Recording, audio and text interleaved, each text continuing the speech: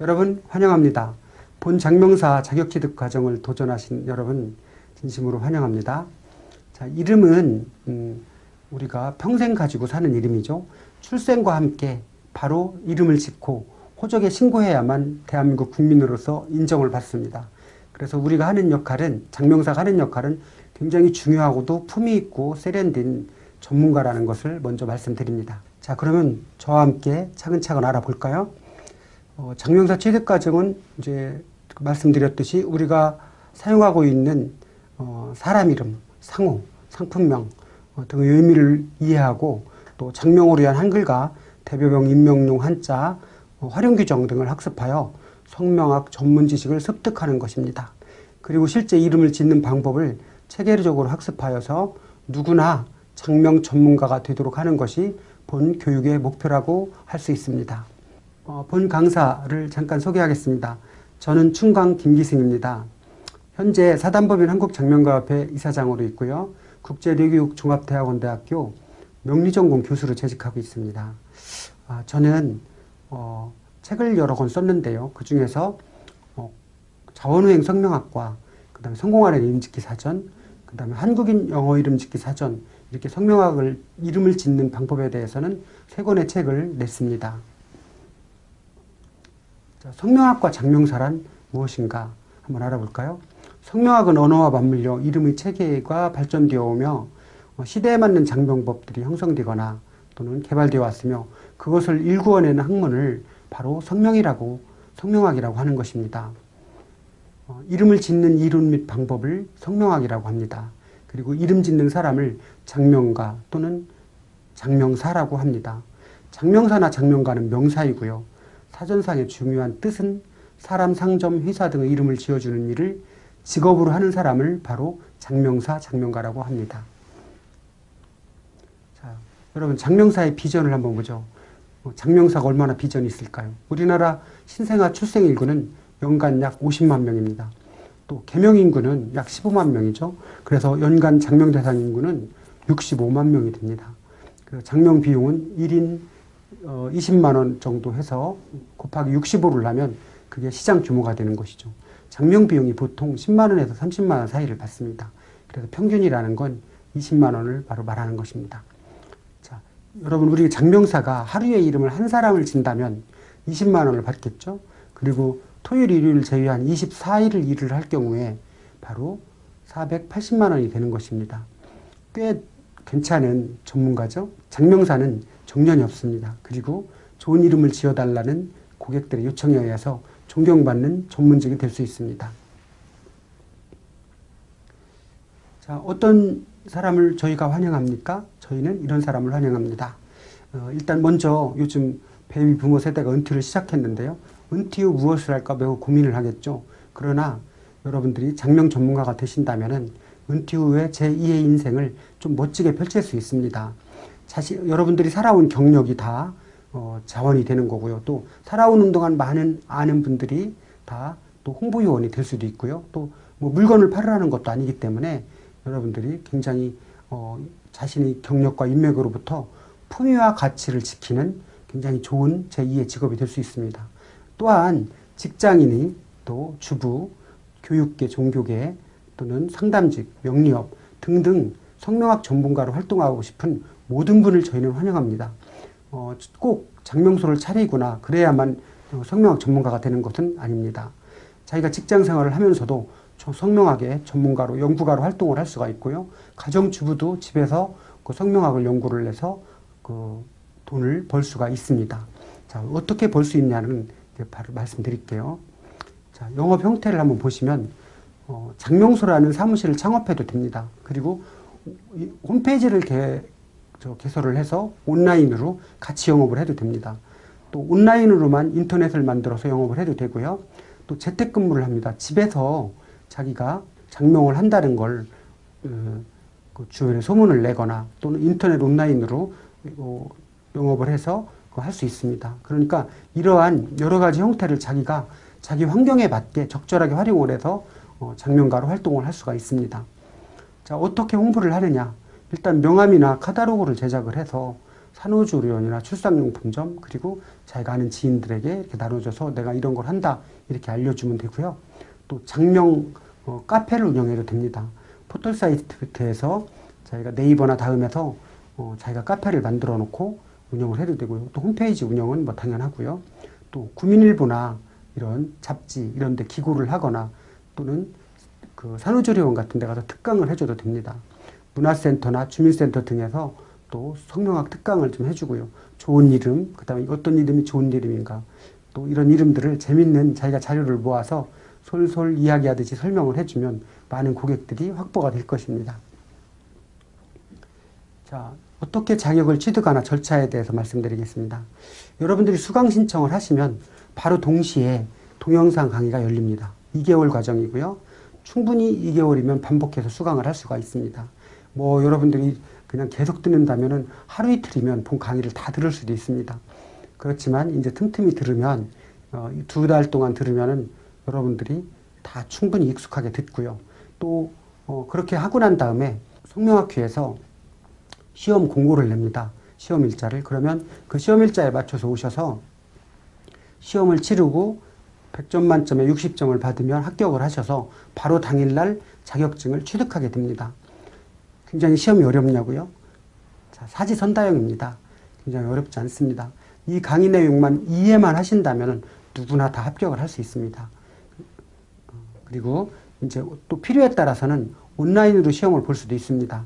그래서 인터넷 온라인 시험을 실시를 하고 또 역시 마찬가지로 100점 만점에 60점을 받으면 합격을 하면 자격증을 우편으로 발송해주는 그런 시스템으로 운영할 수도 있습니다. 그러나 원칙은 온라인으로 하는 게 아니라 저희 협회에서 시험 자격을 공지할 때 하는 것이 원칙입니다. 그러나 이건 필요에 따라서라고 했습니다. 온라인은. 자, 참고로 자격 취득자는 사단법인 한국장명가협회에 정의원을 가입할 수 있습니다. 자, 사단법인 한국장명가협회에 정의원이 되면 굉장히 영광스럽습니다. 먼저 정의원 회원증을 발급을 해드리고요. 그 다음에 배지를 부여해드립니다. 또 특히 개간장명이라고 우리가 여러 가지 장명에 관한 기고를 받아서 책을 만들어서 여러분에게 무료로 집으로 배송을 해드립니다. 무료 특강을 초청을 하게 되고요. 또 총회 때도 촉강을 합니다.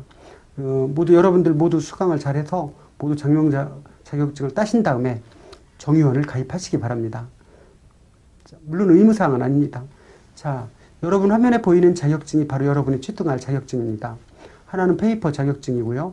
하나는 자격증 신분증입니다. 신분증을 여러분들이 패스해 가지고 다니시면서 언제든지 나는 장명가의 신분을 보여주시면 되겠습니다. 저희 자격증은 국가기관 직업능력개발원에 등록된 민간 자격증이고요. 발행처는 사단법인 한국장명가협회입니다. 자, 이름의 중요성을 한번 보겠습니다. 선현들께서 남긴 이름의 중요성에 대한 글인데요. 유가에서는 명체분리라 하여 이름이 곧 몸이요 몸이 곧 이름이라고 했습니다. 유학자 주자는 유명천추라 하여 이름은 영원히 살아남게 된다고 하였고요. 중국의 대학자 구양수는 호사요 비인사유명이라고 하여서 호랑이는 가죽을 남기고 사람은 이름을 남긴다고 하였습니다. 공자께서는 정명순행이라고 하여 이름이 바르면 모든 일이 순조롭다고 하셨습니다. 자, 또 인명남백년, 또 양명천추간이라 하여 사람의 생명은 100년을 살기 어려운데 이름은 1000년을 빛난다고 하였습니다. 또 우리가 나쁜 일을 하면은 예로부터 이름을 더럽힌다 그러면은 오명이라고 했습니다. 그 오명이 이름명자입니다. 또 훌륭한 일을 해서 그 이름을 기린다는 뜻으로 명예라고 하는데요. 바로 이름을 기린다는 뜻으로 명예라고 하는 것입니다. 이와 같이 우리가 살펴보면은 결국 이름이란 과거나 과학사의 현시대나 그 다음에 명예의 기인인 기복을 의미한다고 볼 수 있습니다. 그러니까 이름을 지어서 기복, 잘 복이 들어올 수 있게 이렇게 기원한다 이런 뜻인 것입니다. 여러분들도 이제 뭐 좋은 이름을 많이 이제 지어 주실 수 있으니까 이 자격이 끝나면 그렇게 행복한 시간들이 이제 되실 겁니다. 이름을 짓는 동안. 자, 한번 이제 잠깐 우리나라에서 가장 흔한 이름을 한번 살펴볼까요? 현재 가장 흔한 이름은 김영숙이 4만 명이 넘습니다. 그리고 김정숙, 김정희, 김영희, 김영자가 3만 명 이상으로 그 뒤를 따르고 있죠. 물론 이와 같은 많은 이름들이 이제 과거에 많이 했으니까 이제 지금 태어나는 아이들이 어른이 될 때쯤이면 아마 이런 이름들이 그렇게 많이 있을 수는 없을 것입니다. 자, 그리고 우리나라에서 성씨별로 가장 많은 인구수를 한번 보면은 김, 이, 박, 정, 최씨입니다. 김씨가 21.54%니까 우리나라가 5천만이니까 김씨가 무려 1,000만 명의 김씨라는 얘기입니다. 그리고 마지막으로 갈씨인데요. 갈씨가 가장 적다는 것이죠. 그래서 이제 이름이 또 이름 글자 수가 세자 이름인 사람들은 98.89%라는 것입니다. 약 99%에 가깝죠. 그러니까 세자 이름은 김영삼, 구나은, 박근혜, 김기승 이런 이름을 말하는 것입니다. 그리고 두 글자, 뭐 예를 들어 김훈, 남공옥분 뭐 이런 식으로 두 자나 세 자, 네 자, 다섯 자 이런 이름들은 1.1%밖에 되지 않는다. 그러니까 우리나라 국민들 대다수가 이름을 성을 포함한 석자를 많이 사용하고 있다는 것입니다. 자, 이름의 발전 과정을 잠깐 보겠습니다. 또 1945년에는 남자 이름이 영수, 영우, 영식이 이렇게 영자를 쓴 이름들이 가장 많았고 유행했고요. 또 여자는 영자, 정자, 순자에서 자자를 많이 사용을 했습니다. 그리고 75년쯤에 와서는 남자 이름이 가장 많은 수는 정훈이가 가장 많았고요. 그 다음에 성우, 성운, 성진, 정우 이렇게 성자와 호자가 많이 이렇게 유행으로 들어갔습니다. 그 다음에 여자 이름이 많은 수는 미영, 은정, 은주, 은주로 이제 그 미영이나 은정 또 가장 많았고요. 또 은자가 대부분 많은 유행을 따랐다고 볼 수 있습니다. 자, 그런데 그리고서 한참 지난 2005년 이후에는 이제 남자 이름이 가장 많은 순이 민준, 민재, 지훈, 현서, 준서, 현준 이런 순으로 이제 어느 한자를 따지 않고요. 좀 이름이 세련되게 바뀌어가는 걸 우리가 볼 수 있습니다. 또 여자 아이들 이름도 서연이가 가장 많고 민서, 수빈, 서연, 민지, 예은 이런 식으로 또 이제 거의 2,000명대가 다 넘어요. 그래서 이렇게 이름이 좀 세련되고 좀 품이 있다고 그럴까요? 이미지가 좀 깔끔하거나 이렇게 독특하게 이렇게 이름을 짓는 방향으로 많이 바뀌었습니다. 그래서 이제 그때 남자는 민준, 여자가 서연이가 가장 그동안 이제 많았다고 볼 수 있습니다. 근데 또 요즘은 지금 요 최근에 와서는 2010년대 넘어서는 보다 더 많은 새로운 이름을 써요. 그걸 이제 여러분들이 나중에 공부하면서 보시면 알게 될 것입니다. 자, 우리 국민들의 재미있는 이름 엿보기인데요. 제가 이건 여러분들이 하고 이렇게 재미있는 시간을 가져보고자 이렇게 마련했습니다. 무려 대통령과 같은 이름이 박정희는 2,500명이 넘습니다. 그리고 김정일, 북한 주석인데요. 이제 사망한 김정일은 1,400명이 넘고요. 그다음 우리나라 김영삼 대통령은 약 900명, 김대중 대통령 200명, 이승만 대통령 200명, 또 김일성 전 그 주석하고도 252명이나 같고요. 노태우, 전두환, 윤부선도 다 이렇게 20명 이상씩 같은 이름이 있다는 것입니다. 그리고 황당한 이름도 있어요. 돈의 값어치하고 동전 같은 이름도 같이 있습니다. 그래서 200원, 그 다음에 2,000원, 2만원, 500원, 5,000원, 5만원 이런 것도 있고요. 또 600만 불이라는 이름도 한 명 있습니다. 그 다음에 남자야, 여자년, 도레미 이런 이름도 있습니다. 그 다음에 너무 황당한 걸 또 장애인, 장애자 이런 이름도 있고요. 오렌지라는 이름도 있고요. 그래서 이렇게 재밌는 이름이 있죠. 또 안주, 양주, 뭐 주당 이런 이름도 있고요. 또 거기 보시면 화면에 보시지만 임금님이라는 이름도 있습니다. 걔가 임씨가 금님이라고 이름을 진 거죠. 자, 그 다음에 이제 마지막으로 우리가 명의 유래를 잠깐 살펴보겠습니다. 이름명은 성씨에 붙은 이름을 말합니다. 그래서 예를 들어 홍자가 성이라면 길동이가 이름입니다. 근데 명자는 여러분 화면에 잘 보세요. 전역석자와 입구자가 합쳐져서 이렇게 만들어진 자입니다. 그것은 저녁은 해가 져서 어둡기 때문에 사람을 볼 수가 없어요. 그래서 낮에는 사람을 보고서 누군지 확인을 하는데 저녁석 어두워지면은 사람을 볼 수 없기 때문에 그 다음에는 입으로 소리내서 구분을 한다는 겁니다.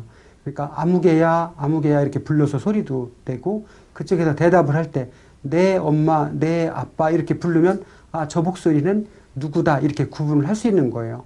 그래서 이름이란 어두워져서도 소리로 구분할 수 있다는 바로 명자가 되는 것입니다. 자, 여러분 어떻게 재밌었나요? 성명학은 이제 이거보다도 훨씬 더 재밌고 흥미진진합니다. 왜냐하면 새 생명에게 정말 새로운 이름을 멋지게 지어준다는 것은 정말 기쁜 일이거든요. 그리고 힘들고 어려워서 고통받고 이름 때문에 스트레스 받는 사람을 개명해줘서 그가 기뻐하는 모습을 보면 저절로 흥이 납니다. 그러니까 같은 전문가라도 이렇게 흥이 나고 즐거운 일을 하는 것이 바로 장명사라고 볼 수 있습니다. 여러분들이 이제 장명사 자격증을 취득하는데 여러 가지로 제가 모든 것을 전폭적으로 지원해 드릴 것입니다. 그리고 여러분이 장명사 자격증을 취득해서 평생 전문가, 그리고 정년이 없는 최고 존경받는 전문가로 거듭나시길 바라겠습니다. 여러분 감사합니다.